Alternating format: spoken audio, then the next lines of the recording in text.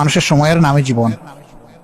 কেউ তার মায়ের পেট থেকে জন্ম নেয় মৃত অবস্থায়, কেউ কয়েকটা শ্বাস নেওয়ার পরে চলে যায়, কাউকে আল্লাহ আর একটু বেশি দেন, আর কেউকে আল্লাহ তাআলার ভাষায় অমরুল আরজালুনে নিয়ে পৌঁছে দেন। এমন এক বয়স, শিশুদের চাইতে আরো বেবুঝ হয়ে যায় মানুষ। খেয়েও বলে আমি খাই নাই, গোসল করে বলে আমি গোসল করি নাই, ঘুমাইলে বলে আমার ঘুম হয় নাই, নিজের নাম ভুলে যায়, ছেলের নাম ভুলে যায়, ছেলেকে ভাই ডাকে, এরকম কারো কারো হয়ে যায়, একটা এলোমেলো বয়স হয়ে যায়। তো হায়াত মানে হচ্ছে এক জোড়া শ্বাস প্রশ্বাসের সমষ্টি।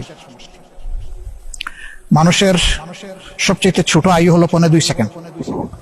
একজন প্রাপ্তবয়স্ক মানুষ প্রতি মিনিটে সে 16 থেকে 18 বার শ্বাস তুলে এবং ফেলে।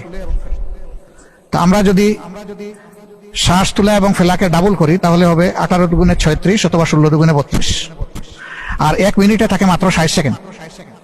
একজন মানুষ শ্বাস তুলবে, এটা ঠিক আছে, এরপরে ফেলবে, এটাও ঠিক আছে, নিশ্চিত, তোলার পরে ফেলাটা নিশ্চিত, কিন্তু ফেলে দেওয়া শ্বাস যে আরেকবার উঠবে তার কোনো গ্যারান্টি নেই।